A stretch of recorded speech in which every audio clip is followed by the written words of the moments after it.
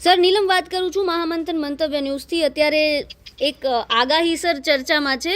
અંબાલાલ પટેલ આમ તો મુખ્યત્વે હવામાન નિષ્ણાંત છે, પણ તેમની એક એવી આગાહી અત્યારે વાયરલ છે કે રાજકારણમાં કંઈક મોટી ઉથલપાથલ થવાની છે આવનારી સ્થાનિક સ્વરાજની ચૂંટણી પહેલા. સર, તમારા મતે અત્યારના જે પ્રકારના આપણે દ્રશ્યો જોઈ રહ્યા છીએ, જે પ્રકારના આરોપ પ્રત્યારોપ ચાલે છે, તમારું શું કહેવું છે સર? આપનું વિશ્લેષણ શું કહે છે? કઈ પ્રકારનો બદલાવ આવી શકે છે સર? નીલમબેન, સૌથી પહેલા તો ઈ આગાહી કરવી અઘરી છે કે અત્યારે સોશિયલ મીડિયામાં જે અંબાલાલ પટેલ નામે ફરે છે, ઈ આગાહી અંબાલાલ ભાઈએ પોતે સત્તાવાર કરી છે કે કેમ? પેલા તો ઈ આગાહી કરવી જ અઘરી છે. કારણ એવું છે કે સોશિયલ મીડિયામાં કોઈ સંદર્ભ વગર કોઈ પણ ના નામે જે આગાહીઓથી માંડીને કોઈ પણ પ્રકારની વાતો આવતી હોય, એમાં ક્યાંય સંદર્ભ ટાંકવામાં આવતો નથી. કે જેમ કે ફલાણી તમે ક્લિપ તમને મોકલે કે આ લિંક ખોલો એટલે ભાઈ પોતે બોલતા હોય એવું લાગે, એના જેવું.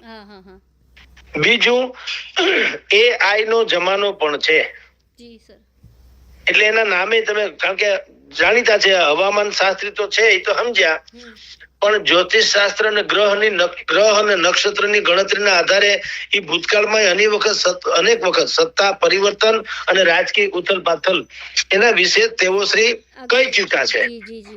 હા, હવે એમાં એવું છે, અંબાલાલ પટેલ જ નહીં, ગુજરાતનો ખોટો પડે એમ નથી. કારણ કે વાતાવરણ જે છે એ અસમંજસ ભર્યું છે. અત્યારે બજારમાં તમને એન્ટી ઇન્કમ્બન્સી નો વાયરો જોવા મળે, પરિણામ આવે ત્યારે કંઈક જુદું થાય. કોરોના વખતે, કોરોના કાળ જેવો ખતરનાક કાળ તો કોઈ આવ્યો નથી. દર ત્રીજા ઘરેથી નનામી નીકળી હતી એમ કે તો હાલે.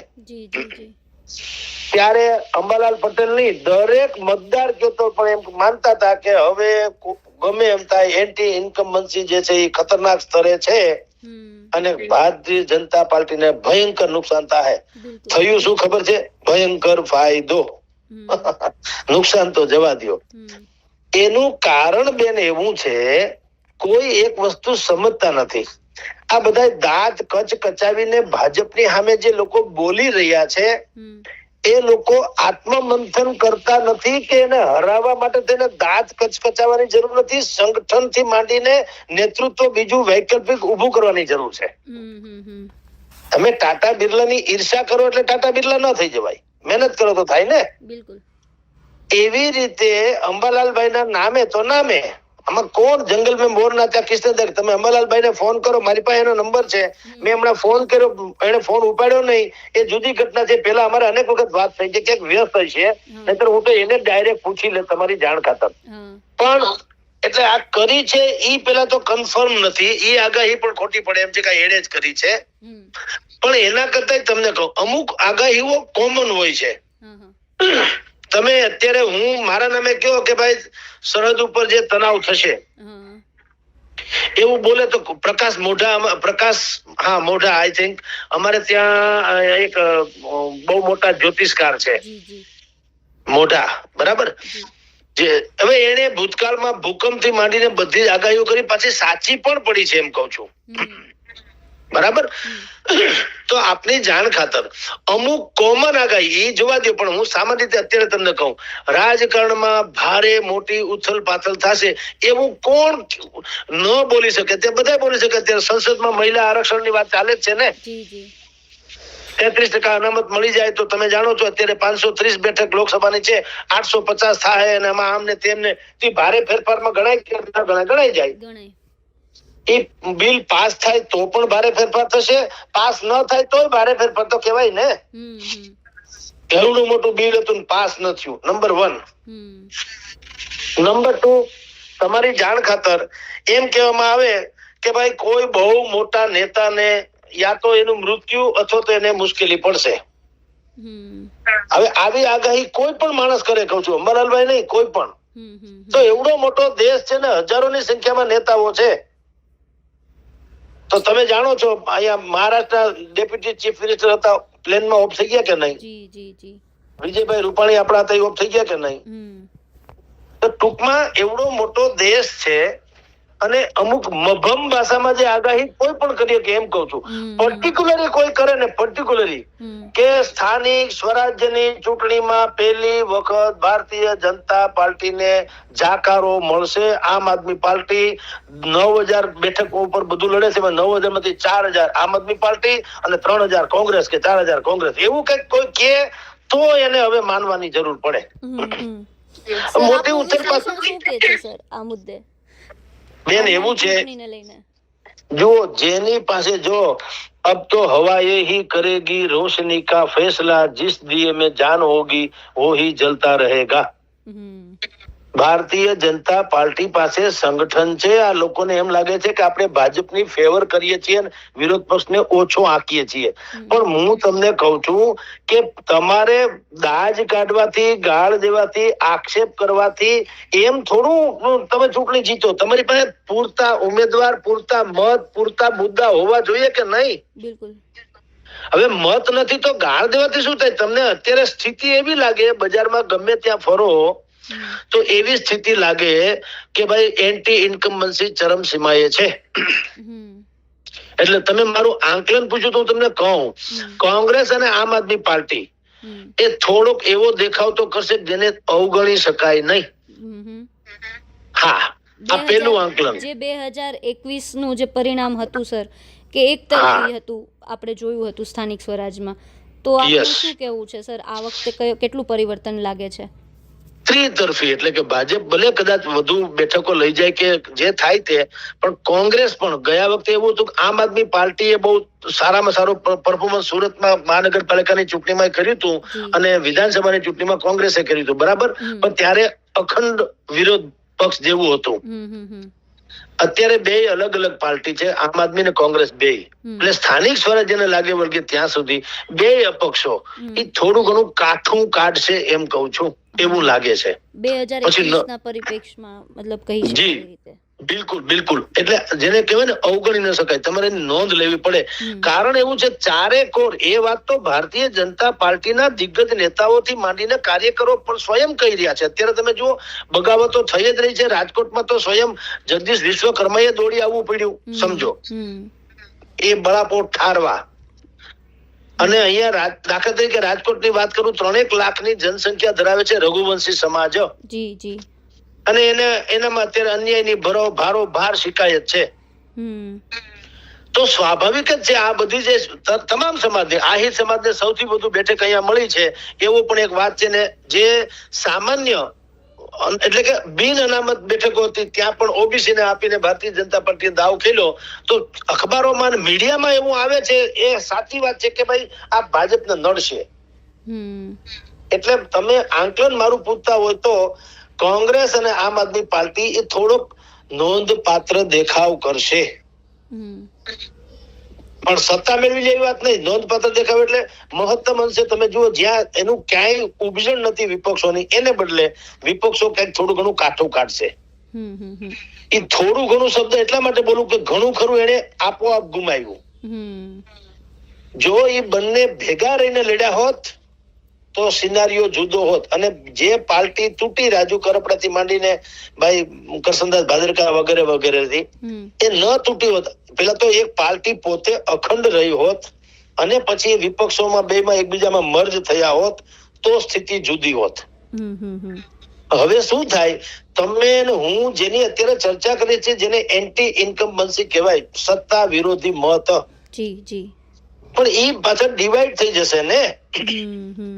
તમામ સળી ભેગી કરો તો સાવરણો થાય અને ગમે એ કચરાને સાફ કરે, પણ એ સળીઓ અલગ અલગ પડી હોય તો એ સ્વયં કચરો થઈ જાય કે નહીં? સળી અલગ અલગ હોય તો એ સ્વયં કચરો છે, એ ભેગી થાય તો હાવરણી થઈ જાય કે હાવરણો થઈ જાય. તો આ તમે જે લોકો વિપક્ષો છે અત્યારે સળીની જેમ અલગ અલગ છે.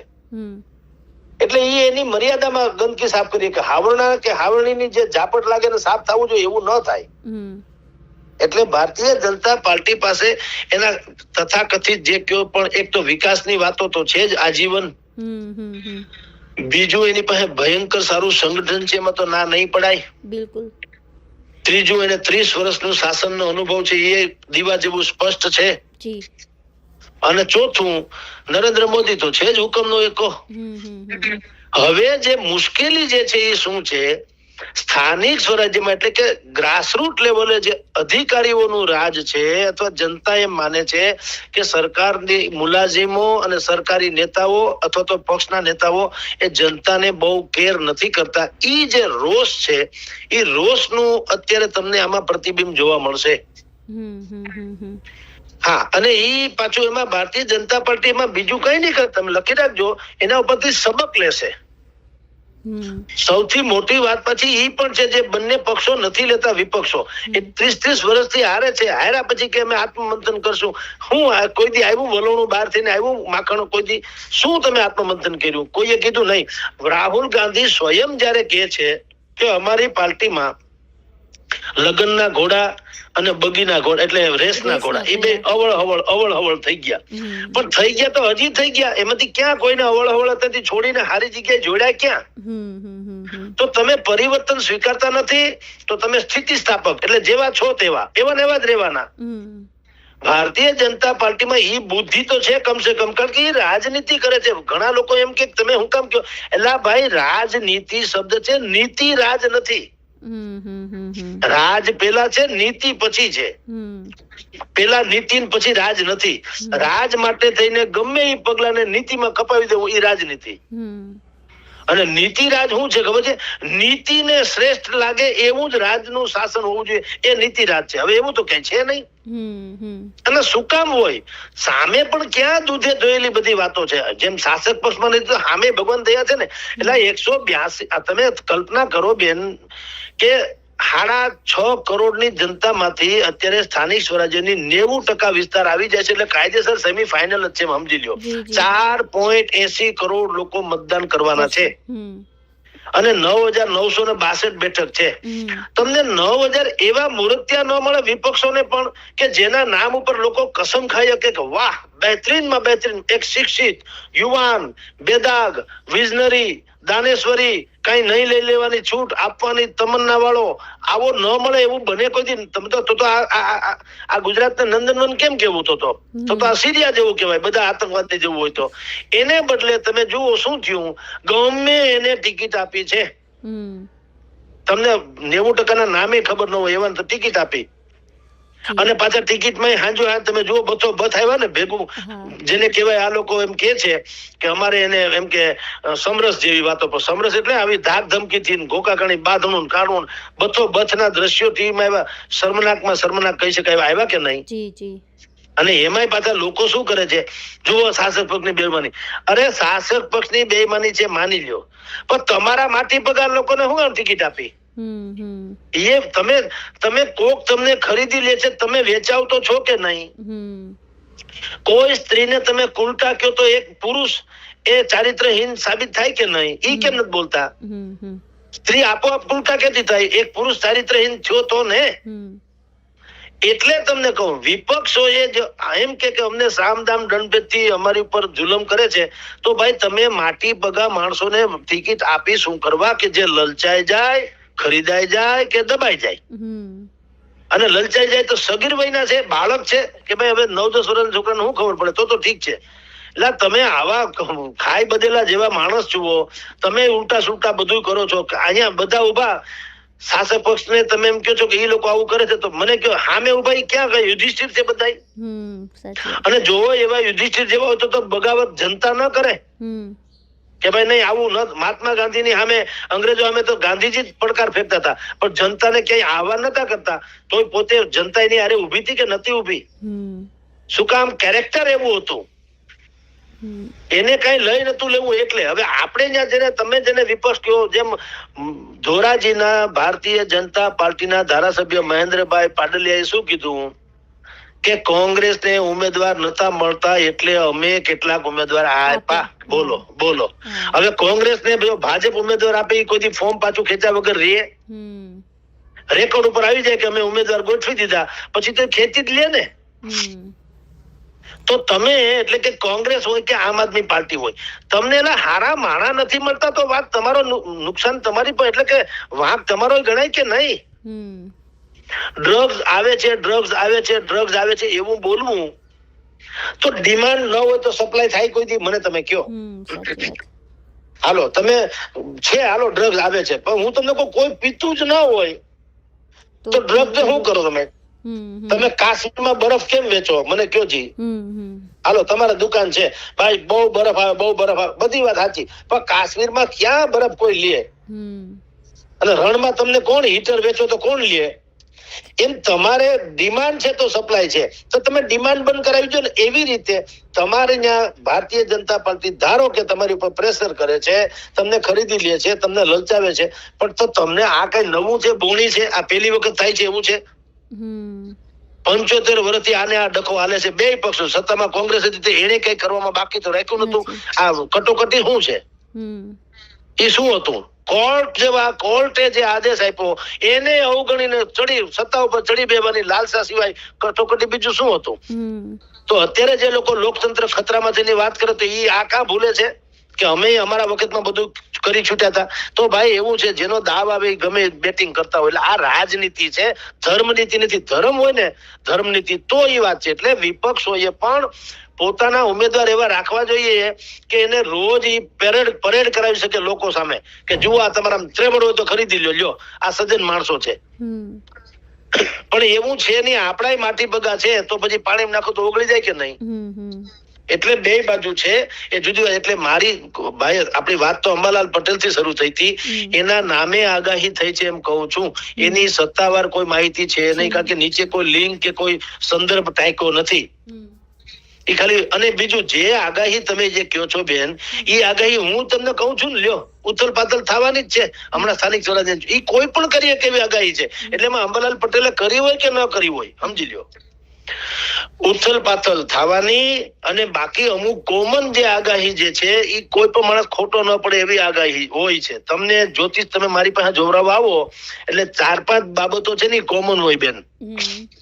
હું તમને એમ કહું કે બેન મને એમ દેખાય છે કે તમે જેટલી મહેનત કરો છો એટલું તમને ફળ નથી મળતું, તો એ આખી દુનિયામાં સનાતન છે. દરેક એમ લાગે કે મને ઓછું મળે. બીજું હું એમ બાજુ તમારી જોઈએ એવી કદર નથી, તમને એમ લાગે ઓહો મારા જેવો ઉપકારી કોઈ આત્મા નહીં. લા ભાઈ આ બધી કોમન બાબતો છે, એવું જ હોય. હવે આમાં ઉથલ પાથલ થાય એટલે કે અંબાલાલભાઈ કે ન કે ખબર જ છે, એવડું મોટું ચૂંટણી હાલે છે, ચારેક વાર બધું વિરોધ પક્ષ 30 વર્ષથી એક ને એક સરકાર છે. તો સરકાર જયારે 30 થી લાંબા વર્ષથી હોય ને, તો કલકત્તામાં પશ્ચિમ બંગાળમાં જ્યોતિ બસુ ડાબેરી પક્ષોની સરકાર હતી, એને પછી ઉથલી જવું પડ્યું. મમતા બેનર્જી હવે મમતા બેનર્જી અત્યારે સૌથી વધુ સામનો કોનો કરી રહ્યા છે? એન્ટી એસ્ટાબ્લિશમેન્ટ નો. એટલે લાંબા સમયની સરકાર તમારી હોય તો તમે બધાને સંતોષ ન આપ્યો એવા તમારી વિરુદ્ધના લોકો અંદર થઈ પણ જાગે કે ભાઈ અમારો વારો ક્યારે આવશે એમ. એટલે અંદરથી જાગે એમ કહું છું. એટલે આ આગાહી અંબાલાલભાઈ પટેલે કરી હોય કે ન કરી હોય એની આપણી પાસે એની આગાહી આપણી કરી કેમ નથી. પણ એટલી વાત હકીકત છે કે સ્થાનિક સ્વરાજ્યની ચૂંટણીમાં થોડીક ઉથલપાથલ નોંધપાત્ર કહી શકાય એવી ઉથલપાથલ જોવા મળશે. અને પછી એના પછી સંજ્ઞાન લેશે જે પક્ષે જે લેવું હોય તે. જી બિલકુલ સર, માહિતી આપી તે બદલ આપનો ખૂબ ખૂબ આભાર સર. નમસ્કાર.